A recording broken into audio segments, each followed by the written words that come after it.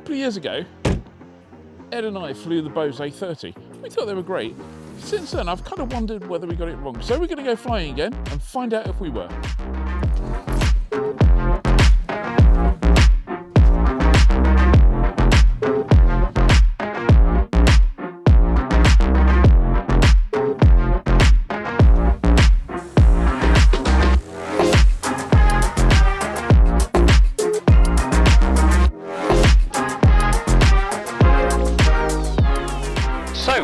What makes you think you might have got it wrong?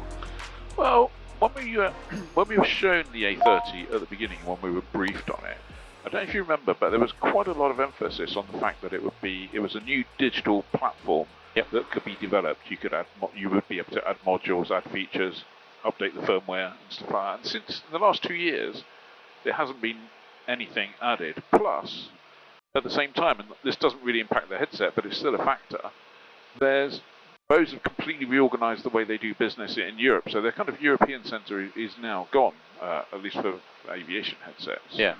And so that kind of got me wondering, and then using it in the early days, I found that occasionally if I twist my head, there was like a little chirp and a little strange noise. So kind of that got me wondering. I don't know if you remember, we had a good briefing with a guy called Matt Rui. Yeah. Who at Aero a couple of years ago now, and he kind of went through the details and also emphasised the development that was going to take place. So it's just kind of got me wondering. Okay, if that got you wondering, have you spoken to Bose? I did. I kind of put a call in and got through to him, had a sort of 20-minute, half an hour chat with someone fairly senior in the Bose headset world. Yep. And he was kind of fairly straight. He said, yep, we have reorganised our business.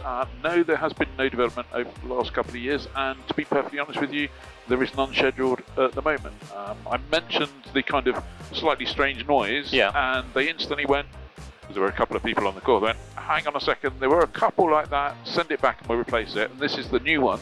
It's the first time I've flown with it. And I have to say, so far... It doesn't do it? No. Okay. It doesn't do it, so that's a good thing. I'm glad you raised that, because I confess, I went back to using... I had an A30 and I went back to using my A20, because I found when I flew with it in the Vagabond and in the RV3, occasionally it seemed to be overwhelmed sometimes by some kind of like spiky noise. So I gave up using it.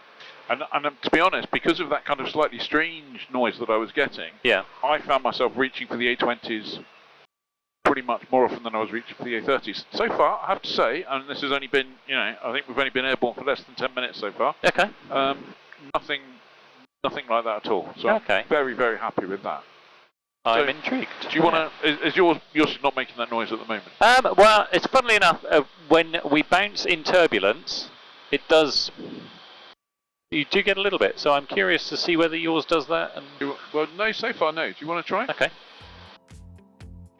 Water traffic, Golf Whiskey Lima, downwind 10.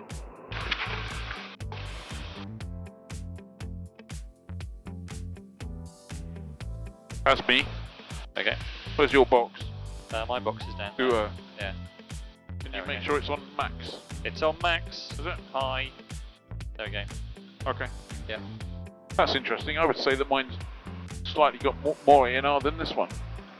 Yeah, I'd say yours has got a lot more ANR than this. And mine's on max.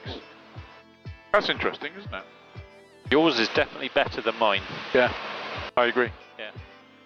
And I don't think, given that you've more often chosen your A20 than this is not a hard. This headset hasn't had a hard life. That headset has flown 2 or 3 hours.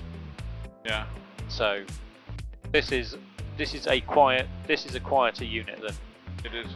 In the short time that I've flown it so far, I would say that is a better headset than this one, even though it's the same headset. Yeah. That's a revelation I wasn't expecting. No, I wasn't expecting that.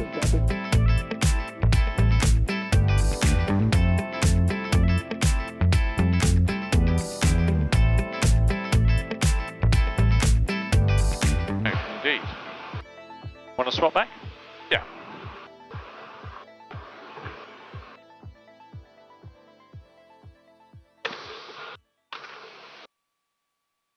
Yeah. Yep. That's what I thought. Yours is on medium. But yeah, no, it's not. It's on max. Okay, wow, that's an interesting Oh, well, that's a revelation. That is a revelation, isn't it? Yeah, so I'm going to sum up. Okay. Before you sum up, I am disappointed in the 2 years that they haven't taken advantage of the cool new digital platform.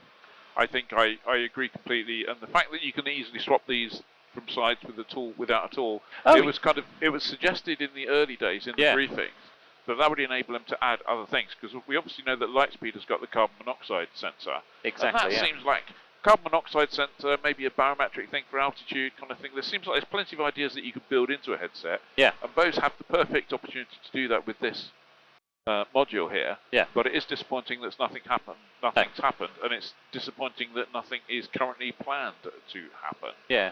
And Matt Rui's gone now, hasn't he? He has. Matt Rui's no longer part of the headset thing. And funnily enough, do you know where he works now? Where did he go? Garmin. Garmin? Okay. Yeah. Oh. I wonder what that means. I don't know. Yeah. But given the performance of this headset over the last 10 minutes, the lack of any squeaks, and the comfort, I suspect I'm going to now reach for my A30. Use that a bit more. More than the A20. But I would say that if you're out there and you're an A20 user, that I would suggest it is not, unless your A20 is completely broken, worn out, in which case try the ear pads and the other bits and pieces to service it. I think an A20 is is an absolutely brilliant headset. I think that was one of Bose's most difficult challenges, really. They made a fantastic headset, and then they had to try and improve it. Yes. And it's bloody difficult to improve on the A20. Yeah, no question, There are some fit and finish things that are different. The A30 is, fit and finish, the A30 is a big step change improvement. Yeah. And that's not to say the A20 was rubbish. Oh, no, by a long margin. Yeah. It was market leader. Well, it still is market leader. The Bose A series, should we say? Yeah. But yeah.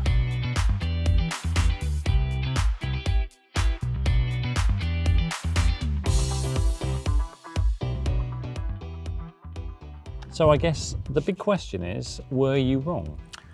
I think the answer is yes and no. Okay. I think, yes, I was probably wrong, a little bit wrong at least, had it been the original headset. The original headset showed loads of promise.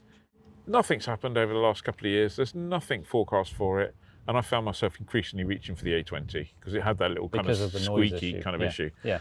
This A30 was a revelation. I would say this is a different headset from your one. Mine's on high ANR, and I genuinely thought yours was on medium ANR when I switched. And it wasn't, it was on high ANR.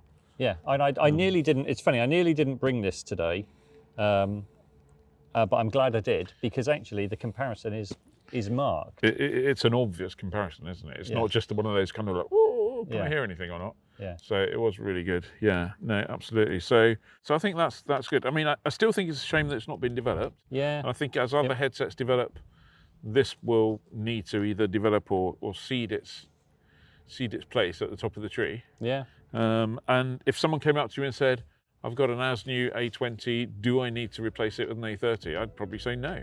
Fly with your A20, absolutely fantastic headset, classic. I'm pretty sure that the vast majority of my flying this year will now be on the A30.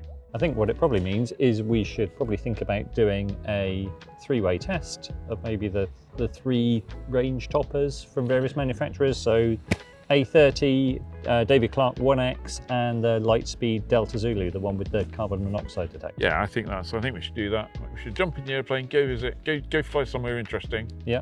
And do that on the way. Okay, sounds good. Brilliant. Okay, keep watching. Don't forget, subscribe, like, comment, all those things.